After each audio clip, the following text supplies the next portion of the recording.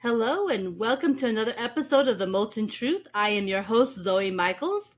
We are officially in season 2. I think this might be episode 4, although I'll be honest, I've lost count. I've interviewed a number of people over the last week. And we are mixing it up this season. We have a variety of people from our book writers to our business owners, and we've got musicians. And today we have Randee Dawn. She is an author. And she is someone who has been writing for a very long time, although she waited a little bit later in life, like me, before publishing her first books. Randee, welcome to our show. We are glad to have you here with us, especially since we had to do a little fancy footwork to make sure we could get you in before you had some very exciting travel plans there. So thank you Yes. for being here tonight. Well, thank you for having me. I really appreciate it. Yeah. So I think when you and I were speaking the other day, you've have you published 2 books in total or just 2 books this year? I don't recall. Uh, right. So it's two books this year, three books in total in terms of novels. In any case, um, yeah, the most recent one came out in September, and then I had one in April, and then the previous one was originally published in 2022, but then was reissued in 2024. So it's never a simple yes or no answer there. I get that. And would you like to tell our our readers, well, hopefully they're readers too, but our They could be readers. listeners, what genre or what type of books do you write? So I tend to write speculative fiction, which includes science fiction, fantasy, and horror. Primarily, I write the division beneath that. I would say I tend to write more contemporary fantasy. So as if the fantasy is happening in the modern world or a semi-modern world, as opposed to way off in the epic realms of Game of Thrones or something like that, right? But I also sometimes write horror short stories, and I don't think that an author needs to be limited by any one genre. But that's generally the playground I play Nice. Yeah, we all have things that I think we gravitate toward, but I'm with you. I That's one of the reasons I chose to be an indie author because I never wanted to be locked into one specific genre.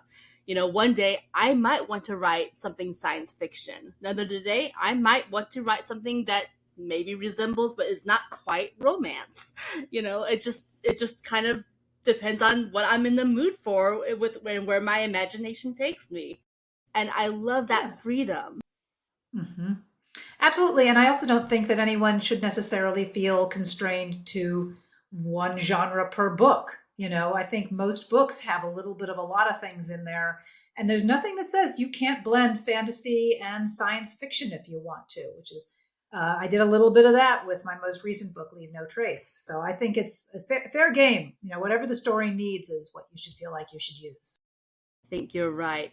And that keeps it fresh too, I think, for the audiences. I mean, after all, I'm going to go to my other love, music. Music comes up with new blends, and you have the birth of brand new music types that we never heard of a generation or two ago. Why not brand Hmm. new book types? So Exactly. I mean, we I just immediately flash on David Bowie, who just mixed genres all the time. He was never just a pop star or a rock star or a glitter star or whatever. Bowie would do it all and sometimes do it all multiple times on the same album. So let's all be exactly. Bowie. There you go. I like it. New motto for all of us. Let's all be Bowie. That's I right. like I'm that. gonna get buttons made. There's a little Bowie in all of us. I like it. Oh, that's great. So you say you first published your book, the first book you ever published, you were age 50, which you and I have in common because I was also 50 when I published my first books. Hmm. Um, but like you, I had been writing all my life. Now, most of my writing was post-it notes and ideas that got started but never finished. And then finally I said, okay, look, I'm finally going to finish and I'm going to get this done.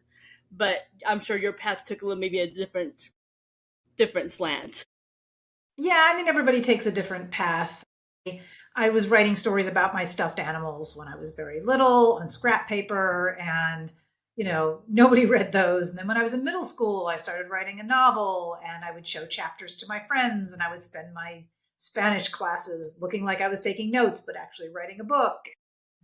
I The love idea that. of writing just kind of, yeah. Well, it looks like you really are being very diligent with your note taking, Yes. when in fact, writing a novel, most teachers are not suspecting that that's how you're actually spending your Yeah. time. They're like, wow, she's taking Um, on my every word. She is because really look at all these what a great notes. student. Does one need this many notes for Spanish class? Like, I don't know. The mischievous person in me loves that. Yes.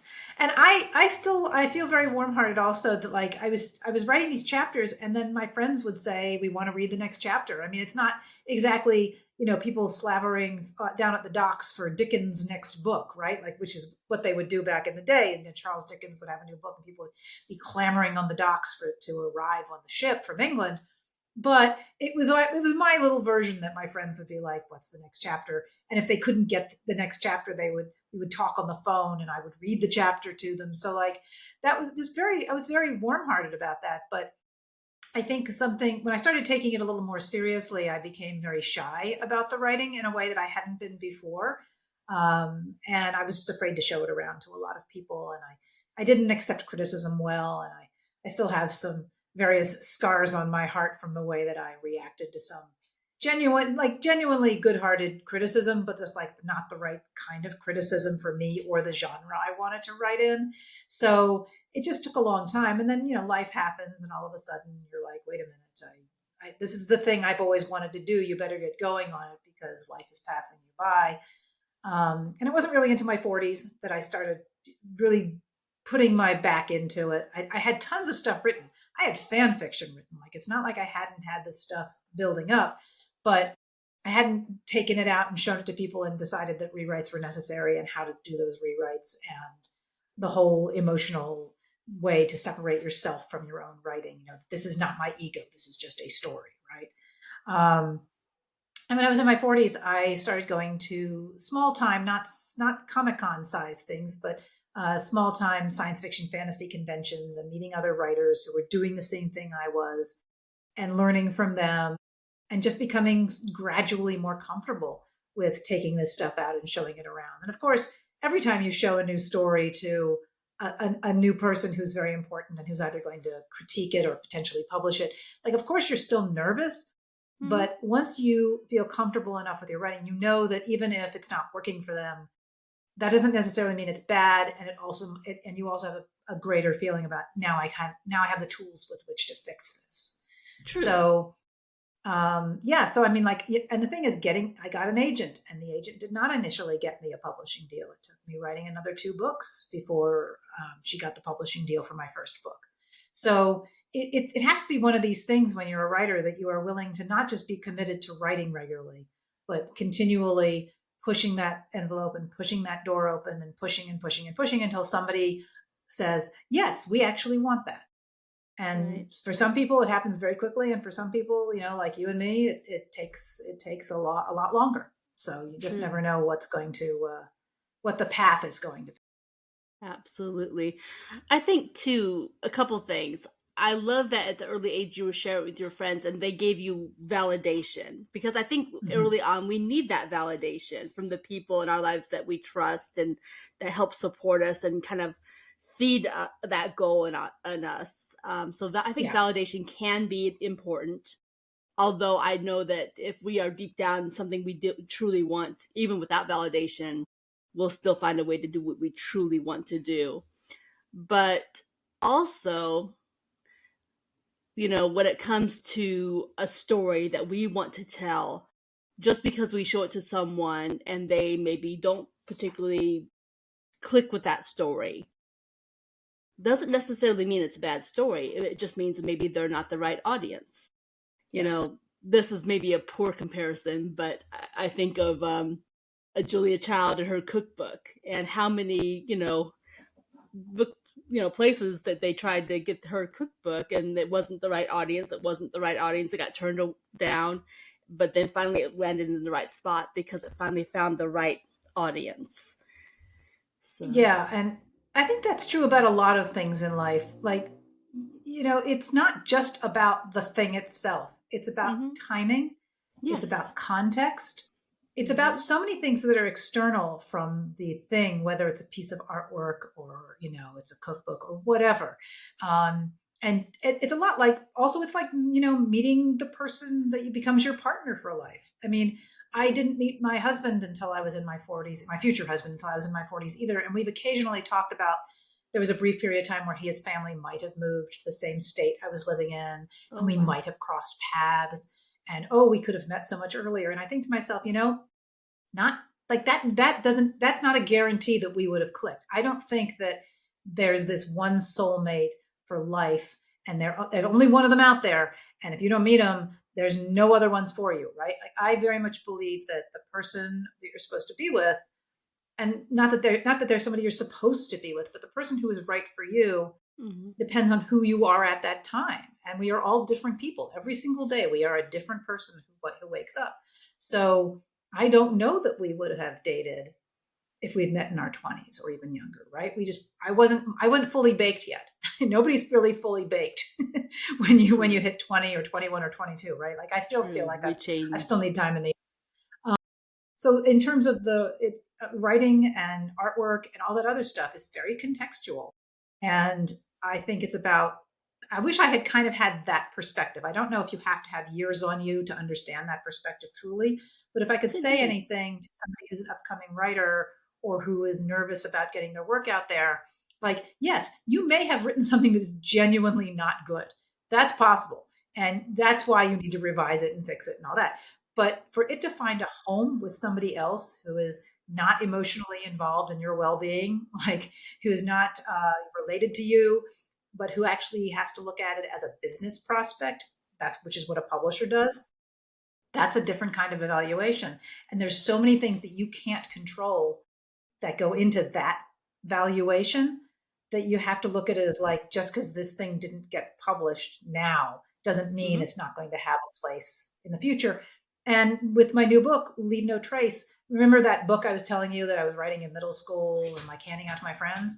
Like, Yeah. that was that book, believe it or There not. you go. It wasn't the same book. There's a couple of key things that were very much involved in the book that I was writing in middle school that are still in Leave No Trace now. But I was different, the publishing industry was different, and that's why it had a place now. It just took a very long time and a lot of rewrites and a lot of changing to get to here. But I like to tell people that the book that doesn't work now doesn't mean it's not going to work 10 years, 20 Well, years, 30 years down the road, right? right. It's basically the root system. You had the details, the roots of the story, but you had to maybe prune it back, revise, and then let it grow in a whole different direction. Yeah, I And mean, yeah. yeah, it's, one of the key things in the story is, for example, so we have this young woman who is, for various reasons, her father has decided that he's going to raise her off the grid in the woods away from normal civilization. And that was a very early thing that I riffed on from a movie that I saw. And I wrote this draft about that young woman. And then there were all these other things that were happening. But that is still in the story. Like, that was something that grabbed me in a very primal way at a young age. And not only does it still affect me in terms of a creative urge, but over all these years, I've spent a lot of time reading survival books. How do you go camping in the woods?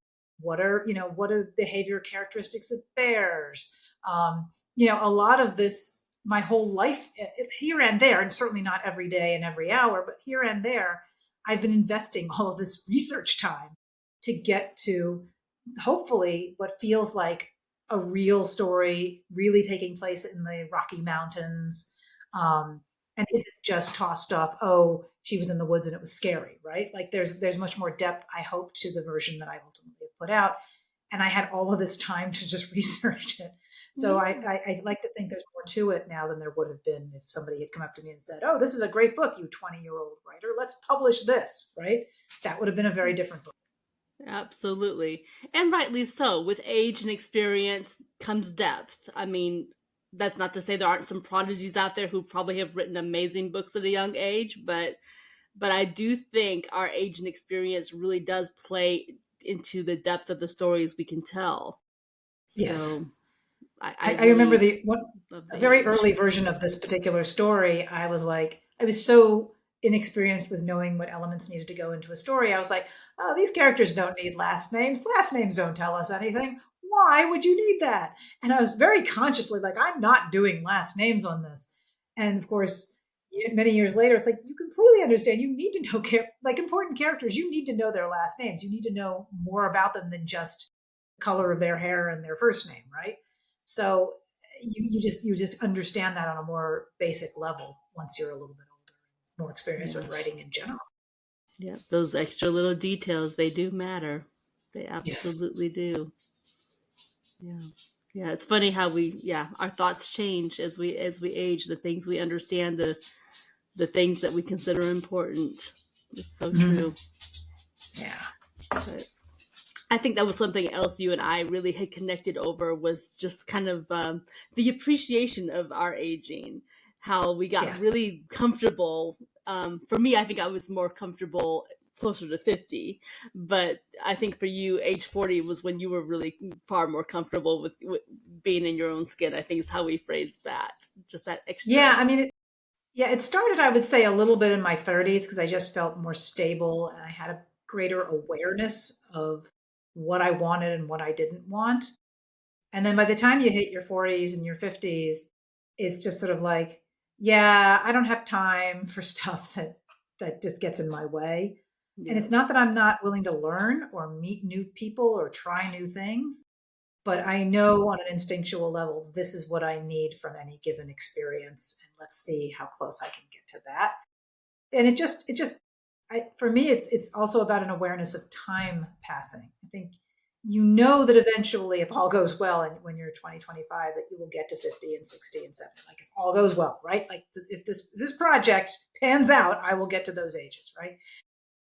But by the time you're in your 50s, you start looking at the things that you're probably not going to get.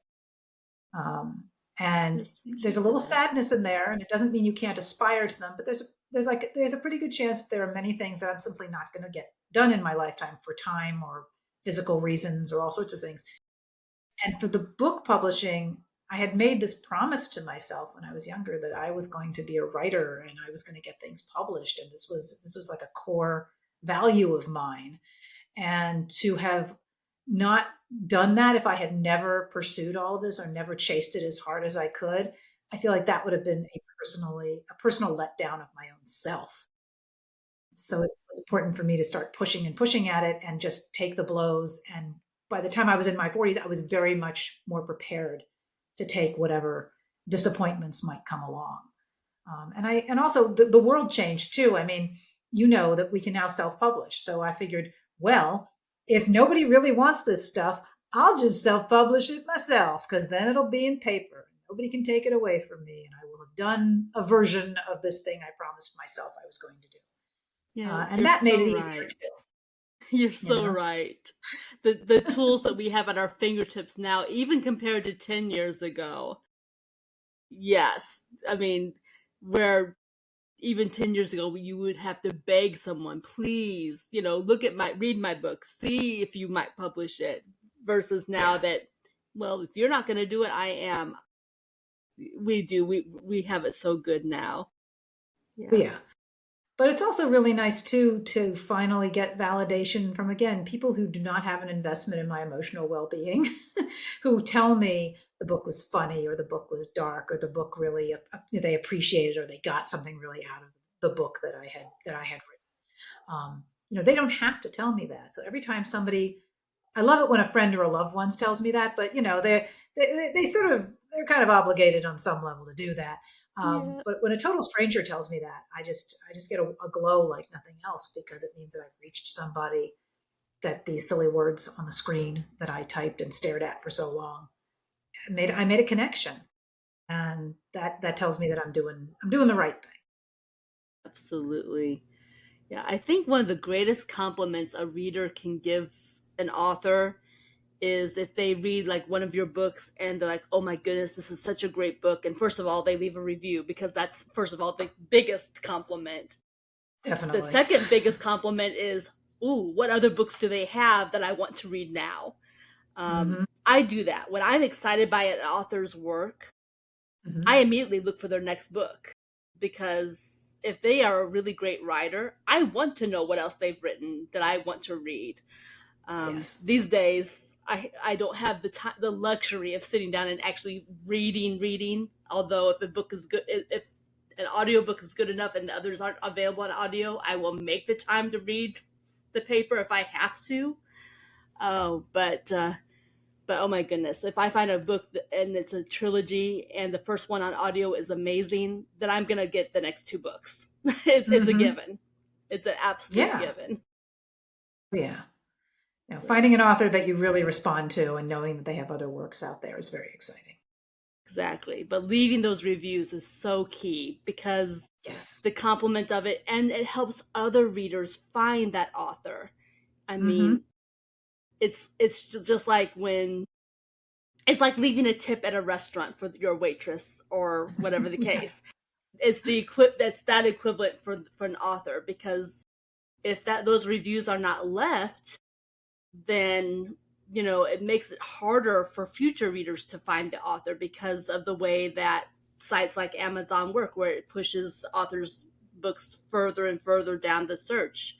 But by Hmm. leaving a review on a book, it pushes it back up the ranks, and makes it more search relevant. So it's Right. so helpful to us as authors, for Randee, for myself, for all the writers out there, and the musicians. By all means, please leave reviews. That is the huge compliment for all of us. Definitely. And the thing that I wrote a blog post about this a couple of years ago about 5 ways to write a review and why your friends keep asking you to do it. I think Mm-hmm. that some people who would like to write a review don't know exactly how to do it. They think they have to write like War and Peace or something, but they Mm-hmm. don't have to do that. Literally, if you have a sentence that says this was a great book, I loved it. I can't wait to read more from this author. Like that is literally all you have to do. You do not have to do a Right. whole summary of the subject or provide every last detail about whether you thought the characterization was good. That is not important. The action is important, and the stars are important. Um, I'll be on to be blunt. Like I don't leave any reviews for people if I can't leave a 5-star review, Mm-hmm. because a 4-star review knocks the average so down so quickly that it's Yeah. almost like saying I hated it. Unfortunately, there's not a lot of wiggle room between there. 4 is almost like I hate it. 5 is like, oh, thank you so much. I'm glad this book is in my life. And if you Yeah. can't, I would say to everybody, please leave just a quick line. But if it can't be like a 5-star review, it's okay. You can let yourself off the hook on this one, because this is not exactly the same thing, but we are getting ready to do a big trip. And I've been looking on Airbnbs, like places I want to stay, where we're going to be going. And I will look at the lowest star ones in case, there's really a problem with this place. But I see Mm-hmm. so many people who knock off a star or two on a place. They basically say, this was a nice place. Thanks for having us. But it's 4 stars. I'm like, what are you doing here? Like, if Right. you liked it Yeah. that much, give it a five. It doesn't cost you anything. Just give it a Right. 5, right? You know. So Yeah. anyway, that's my TED talk on leaving reviews. Please do them. Keep them short. It's totally fine. And please leave the maximum amount you can. Say, if you're gonna give a bad review, give details, give the reason why. Yeah, it. I mean, 1-star especially reviews can be especially on funny. Airbnbs. But all of that said, like as a writer, I Mm, heard somebody say this a while ago. Reviews are for readers, not for authors. Like true. it is almost impossible that you would actually find a review that was left for you that gave you some sort of writing point that you can then take into your future writing. Like True. they're not for you. So I, Yeah. I I can't say I've never read a review. If I see there's a Mm, 5-star one, I'll be like, ooh, what are they saying? But yeah. I'll be honest with you, I don't make it a habit to read reviews, because negative stuff will stick in my head and it will start to slow me down as a writer.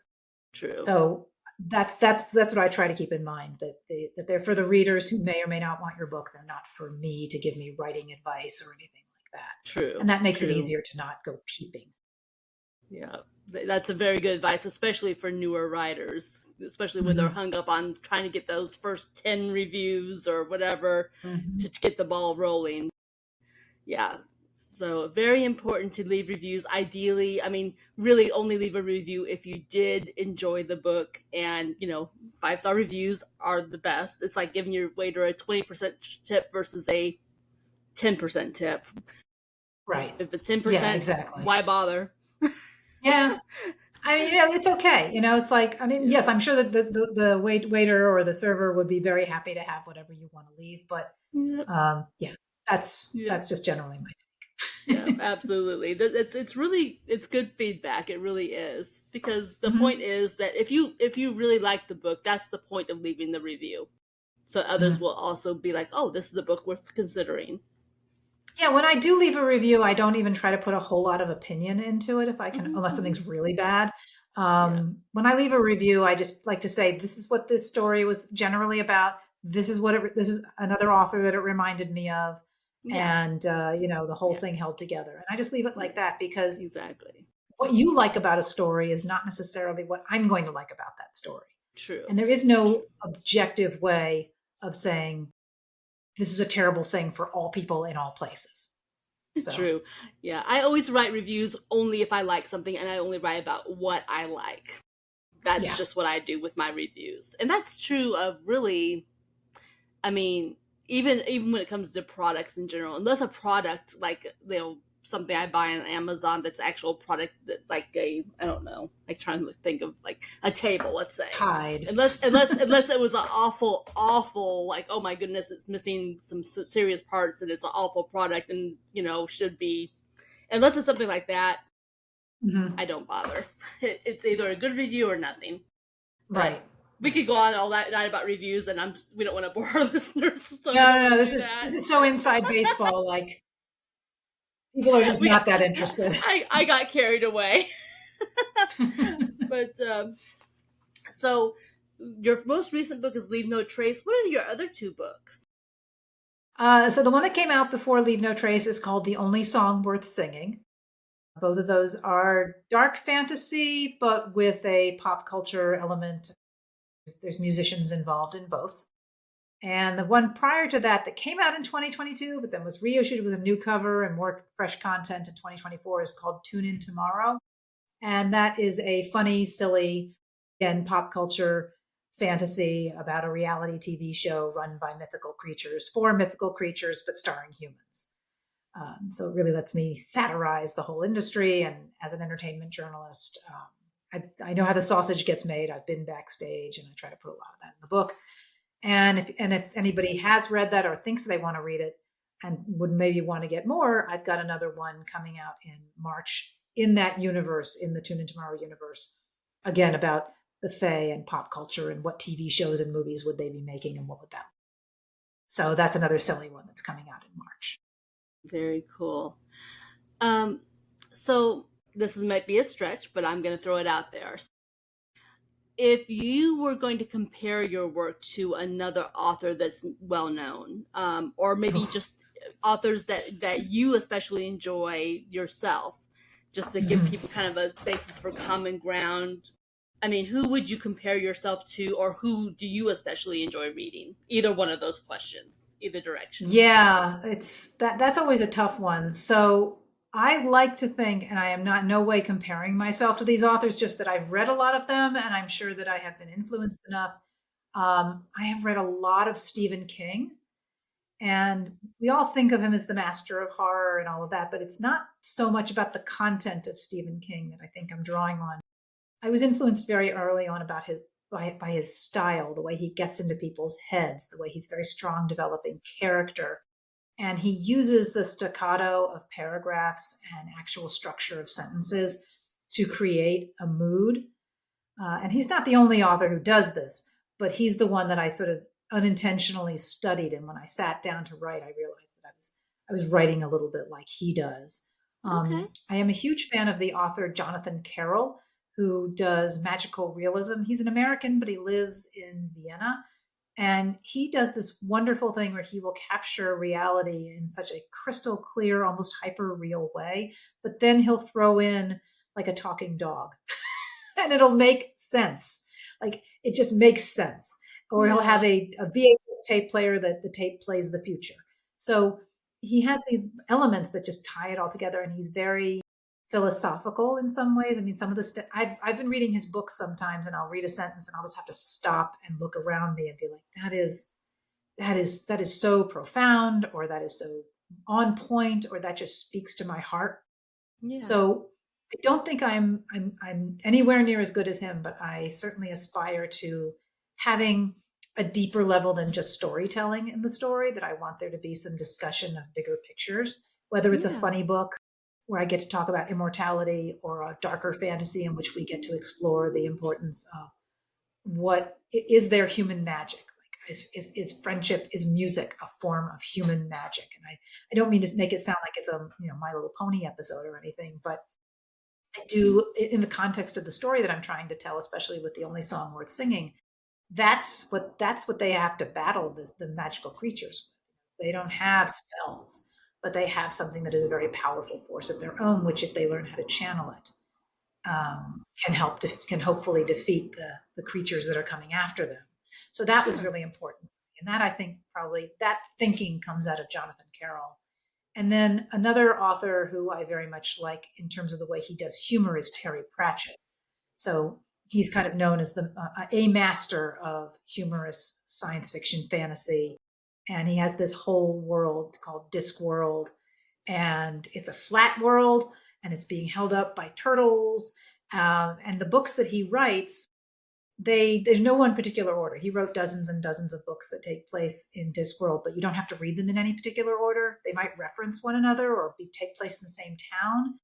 But I liked that concept, not just his style of being funny and satirical, but also that style of putting out books, because both of the series of books that I have, or that I'm working on, are all, at the moment at least, completely independent. They're under their own umbrellas, so they relate, but there's no order you have to read anything in. That's And nice. that's how I like to read books anyway. I don't mind reading a series, but Mm-hmm. so often a series is not finished or doesn't get finished for various publishing reasons. And I don't want to have to wait 3 years and then have to remember what I read 3 years ago to read part 2 and part 3. So, I think you can tell a big picture story over multiple books, but you can chop it up into bits that are also standalone and work on their own merits. So There's that's something to be something said for that, that. yeah. So anyway, that's those I would say are probably three authors. I'm sorry to say that I haven't named any female authors, but those are the That's first three. okay. I mean, those are strong role models, and the components that they're all that you're emulating, and that's what I was asking. Just and if there's no females, well, that is what it Well, is. I do You're the like a lot of female in female that authors. group. Yeah, exactly. But I'm trying to stick to the cause. It's more women writers, right? Yeah, those are the first three that come to mind. And that's quite all right. I understand that we girls got to stick together, but sometimes it's just your role models are your role models, and you know we That's no right. harm, That's no what it foul. is. Well, thank you. No problem.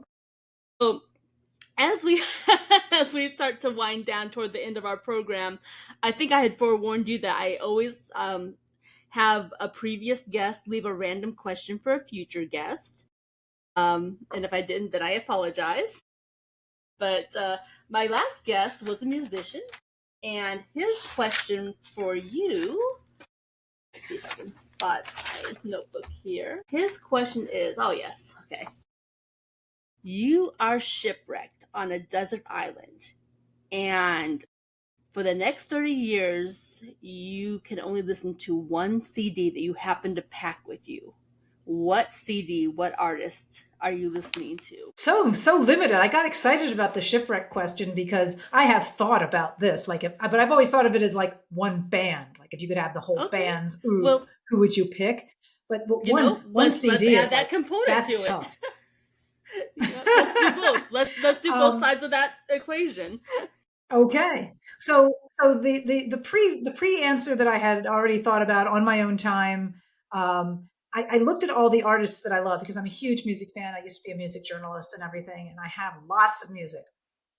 Um, but I was thinking about, I want quantity as well as quality. Like, if I'm going to be there 30 years, I don't want to listen to the same 7 or 8 songs, right? So I have favorite bands, but not necessarily liking every single one of their songs over the years. Yeah. But I am a huge Pet Shop Boys fan. And Oh, they're Pet Shop good. Boys have been regularly putting out albums, most of which I like since the 80s. So there is an Mhm. enormous amount of music I could take with me. And they also have a Right. wonderful variety of sounds. And when we think of them, if you think of them as like an electronic band or a dance band or a club band, but they actually have some wonderful, meaningful ballads and some lyrics that just really, oh, they just grab me every time I hear them. So I would absolutely bring every single thing the Pet Shop Boys ever made onto this island with me. But a big part of the why is that there's so much volume there, so you're not going to get tired. As That's a for an good answer. album, it's tough because you're going to get, unless you can think of like a double album, you're going to get anywhere like maybe 10 songs tops, and it True. doesn't matter who they are or how much you like them. They're going to wear thin quickly, I think. True. So let's say it's So an you album want that has songs. 20. Let's say it has 20. So, or that Well, I let's would assume it probably is a go. double album. Yeah, yeah, yeah. I would probably go for a greatest hits collection, which is kind of cheap, but you get volume on those, and often you can get a double album version. And I think that I was not as big a Billy Joel fan until his greatest hits volume 1 and 2 came out. Okay. Yeah. And there were songs on there that I had never heard before, and I love his stuff. Maybe it's not the coolest thing, but I love Billy Joel, and his songs I've been listening to since I was very young. And yes, I would go with Billy Joel's greatest hits 1 and 2. Again, get a lot of songs, get a lot of quality, not tired. Yeah. And I'll tell you, because I asked him, the guy who asked the original question, like, do you want me to answer this while I'm with you here? And I actually Uh-huh. answered very similarly to you. I did answer Billy Joel myself, a different album specifically, but like you, he was actually as far as my musical upbringing, he was my first love. Like the first songs I you know loved as a child were Billy Joel. So right there with you on which that. so which album? Is it the Nylon Curtain, or you had a different idea? I would have chosen The River of Dreams if I was going to choose only one album of his. I just really love Okay. that particular album, but I love everything. Almost, I would say I love 99% of Billy Joel's music. Okay. So that's And I'm as high a assuming that score you've as I seen the give. H and I'm assuming you've seen the HBO documentary. The recent one, the new one that came out, because I Yeah. don't think I've seen Yeah, yeah, that. yeah. Like I'm three aware of it, but I parts. haven't You seen you it yet. must. You must sit yourself down, get ready to have a treat. It is a fabulous documentary. I'm gonna have to make it a point, but no, I was aware of it, but I have not done that yet. But Okay. yeah, I will always have a soft spot for Billy Joel. Oh, Why not? good stuff. Good guy. Hmm. Yeah, very much so. Yeah, Yeah. I And could quite a listen to storyteller, him by the way. all He day is long. he's such a great storyteller. I mean, people who don't know, is it Miami 2017? Like people who don't know Miami 2017, I've seen the lights go down on Broadway. Like that's a song about the apocalypse. You don't expect that from Billy Joel, and yet it's a great catchy tune. So Yeah. here we are. Well, and I think that's the beauty of him too. Is he's so versatile. He does such a variety of Mm-hmm. music. He's a Yeah. storyteller, but he's always changing his style. He always finds a way to stay current. Even if he chose to come out with a song this year, I know it would be something just a whole different style and unique, and I would probably love it because it's Billy Joel. Right. Exactly. But yeah, but he's an amazing storyteller and an amazing artist, and yeah, I could never get bored with him. Yeah, I So agree with that 100%. yeah. So did you have a chance, or can you think of anything in this moment for the next guest that will be appearing? So I don't know what the next guest would be, like what their expertise is. So I'll Doesn't keep it matter. fairly It's general. a But random question. yeah, what is the one project that you still want to do? Like what if you're a writer, like what is the one book you still want to put out, or what is the one song you haven't written yet, or what is the one company or product that you still want to create? Like, what is that thing that's sitting in the back of your mind going, one of these days? And what's it going to take to get you to get to that, to put that out? One of these days. And what will it take to get there? I like it. That's a nice in-depth question. Good. Is your cat nearby, by the way? Yeah, I have 2 cats and a dog, and there's this one that's right here on the edge, right there. Hello, yep. Orlando. A little bit of tail action while you were looking down. It was very funny. Yeah, they ignore me for a good chunk of the day, but they see me come up for a podcast. They're like, "Ooh, let's come sit here beside you and see if we can swish and do stuff with the audience." Exactly. Meanwhile, look at me. Don't look at that camera. Exactly. So sometimes they walk directly in front of the camera, but he's been on good behavior so far. Yes. But yes. He decided to, I guess, sneak in that tail appearance there. So, a special guest appearance by. Gentlemen. Exactly. Their names are Orlando and Dawn, like the artist Tony Orlando and Dawn. I was about to say, I have to ask then if that's what that is, because I was a fan of a lot of their work also. Yep. And it just seemed to suit them. So, Orlando and Dawn. I like things that are a little on the unique side. And since they were siblings and a pair, and no one ever names their animals Orlando and Dawn, so I had to go there. Exactly. Well, I'm very fond of Dawn in general, so. Very nice. All right. Well, I really appreciate you coming today. So we're going to stop the broadcast here. But, just for our audience that does not get to see the video and cannot see the website of randeedawn.com, Randee spelled RANDEE, Randee Dawn, DAWN.com. And ZoeyMichaels.com for my website, for those who aren't already aware. Just want to make sure that our audio listeners actually are aware of those websites, because I'm sure there's a wealth of information on randeedawn.com about your books and about your projects. And I would assume your books are available on Amazon and probably some other platforms. Yeah, pretty much all good booksellers. I do encourage people to use independent booksellers. Go to your local store and order it, or go on bookshop.org and order it. But yes, they are available on Amazon. If that's your best platform, Barnes and Noble often carries a lot of them. And we were talking earlier, for example, about the benefit of reviews. Going into a bookstore, ordering it from a smaller shop not only helps the shop, but it actually helps the author, because a lot of these bigger shops will not carry certain books. So if you can take the extra step and do that, then you have my heart, and thank you very much for doing it. Very good advice, and that's something I need to work on, getting my book into these smaller shops too, or at least making them aware of me. So thank you for that advice, even on my level. Thank you very much. Absolutely. All right, we're going to stop the recording right about here. Thank you so much for coming. Thank you so much for having me.